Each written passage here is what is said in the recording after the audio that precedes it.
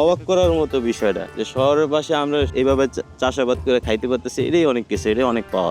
এই সময়টা পাস করতে হলে আমার গ্রামে যাইতে হইতো, এখন তার গ্রামে যাইতে হইতেছে না। এই জায়গায় শহরের মধ্যেই একটা গ্রামের ফিল পাইতেছি। নদীর 6 মাস এই জায়গাটা শুকনা থাকে, বাকি 6 মাস পানি থাকে। কেন লাগাই সেটা বলতে পারেন যে এটা ভালো ফ্রেশ ন্যাচারাল কিছু, এতে কোনো সার নাই, আমরা নিজের হাতে বানায় খাইতেছি, লাগাইতেছি, হইতেছে, চাষ করতেছি, এটা অন্যরকম গ্রামের ফিল আসে। তো এরকমই, আর কিছু না। এর বাইরে যে বলতে পারেন যে ব্যবসা বাণিজ্য ওরকম কিছু না। আর যদিও বেশি সময় দেওয়া যায়, আমরা তো সময় দিতে পারি না, কাজের ফাঁকে ফাঁকে আসি বিকাল টাইমে, যখন যেদিন কাজ না থাকে তখন অবসর টাইমটা রেখে এনে সময় দিই। যদি ভালোভাবে সময় দেয় তাহলে আরো আশা করা যায় আরো ভালো ফলানো যাবে। কাজের শেষে অনেক সময় রাত হয়ে যায়, রাত্রে এসে পানি বুনি দিই, এটা কারণ এটা তো যে কোনো এক টাইম পানি দিতে হইব, না হলে তো এগুলা জীবিত থাকবে না। এই জায়গায় এখন একটু পানিটা মানে কিছুদিন হয়েছে গেছে তো মাটিটা ভিজে আছে, কিছুদিন পরে একেবারে শুকনো হয়ে যায়, তখন একটু পানিটা দিতে কষ্ট হয়, তাই না? মানে ওই নদী থেকে আইনা দিতে হয়।